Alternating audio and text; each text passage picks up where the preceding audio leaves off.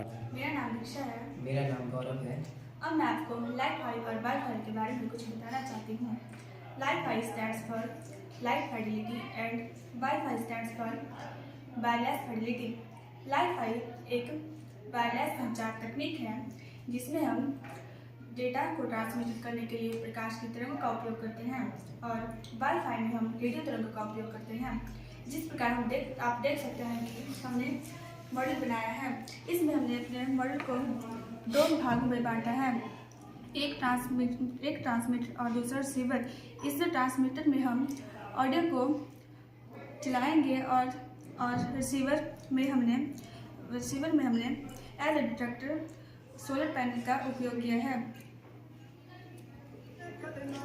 जैसा कि आप देख सकते हैं कि हम यहाँ से ऑडियो को ट्रांसमिट किया और यहाँ सोलर पैनल को टच करके रिसीवर तक पहुँचा रहा है।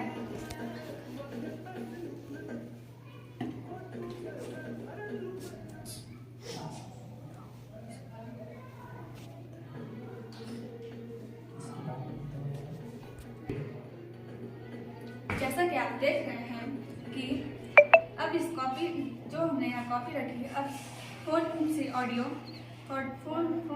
या सिग्नल रिसीवर के पास नहीं हो रहा है। जिस प्रकार हम कॉपी को हटाते हैं तो यह सिग्नल रिसीवर तक पास हो रहा है। Thank you. आज हम जो है ऑप्टिकल मल्टीमीटर की सहायता से ऑप्टिकल फाइबर को देख सकते हैं।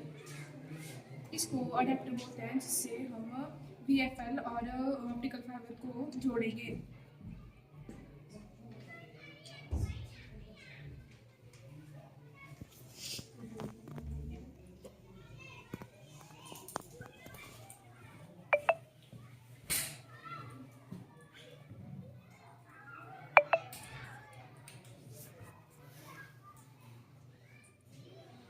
ये जो है कनेक्टर है, जिससे हम ऑप्टिकल मल्टीमीटर को फाइबर के साथ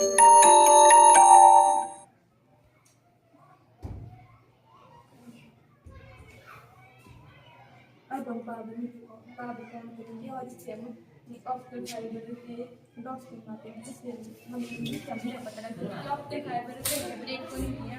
अब हम लाइट को प्रयास करेंगे और देखेंगे कि हमारी लाइट पूरी तरह से आती है, क्या कहीं इसमें लीकेज तो नहीं है। और हम देख सकते हैं कि हमारे ऑप्टिकल फाइबर केबल में कोई लीकेज नहीं और कोई फॉल्ट नहीं है। Thank you. My name is Hansa. My name is Priya. Our topic name is reflection of light.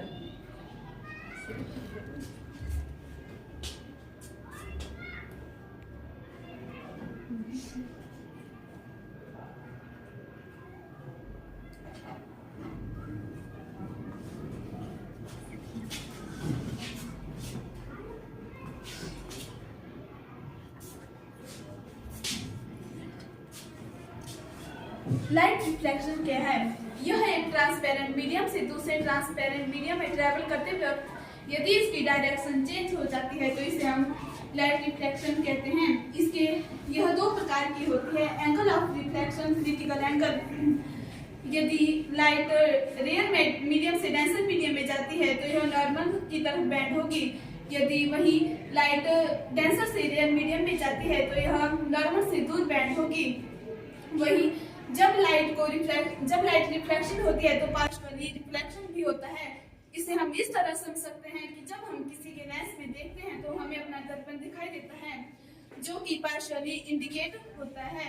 इससे हम क्लियरली यह कह सकते हैं कि जब लाइट डेंसर मीडियम से रेयर मीडियम में जाती है तो ट्रैवल करती है तो एंगल ऑफ रिफ्लेक्शन और पार्शियली रिफ्लेक्शन बढ़ेगा।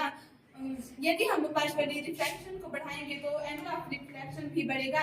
एक समय ऐसा आएगा जब पर्टिकुलर एंगल और इंसिडेंस एंगल ऑफ रिफ्लेक्शन की वैल्यू 90 होगी। तो फर्स्ट राउंड हमारा स्टार्ट हो रहा है टीम ए से। Fibre cable used for fibre to the home installation are. Fibre cable जो फाइबर टू होम इंस्टॉलेशन के लिए की जाती है वो कौन सी फाइबर है? Number 1 multimode graded, number 2 multimode step, number 3 multi axis and number 4 single mode. Time start.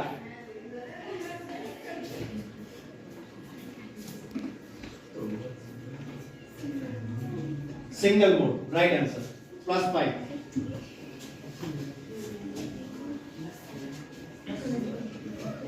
Team B,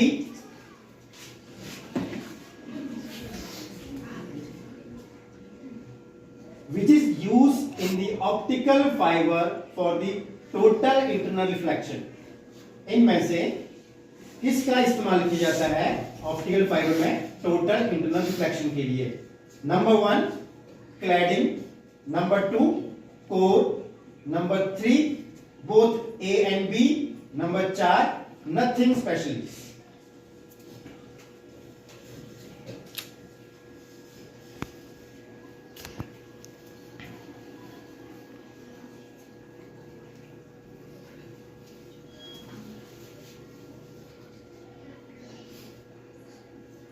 both A and B. Both A and B, +5।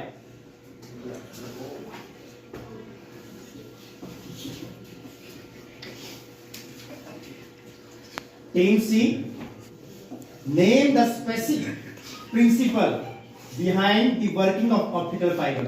Optical fibre में कौन सा प्रिंसिपल इस्तेमाल किया जाता है? Number 1 total external reflection of light, number 2 total internal reflection of light, number 3 total internal reflection of light, और number 4 total external reflection of light. Total internal reflection.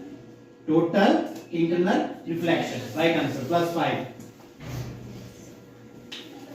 Team D,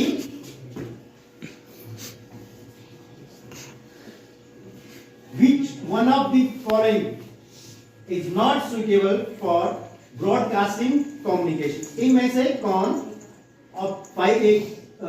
communication में broadcast के लिए इस्तेमाल नहीं किया जाता है? Number 1 microwave communication,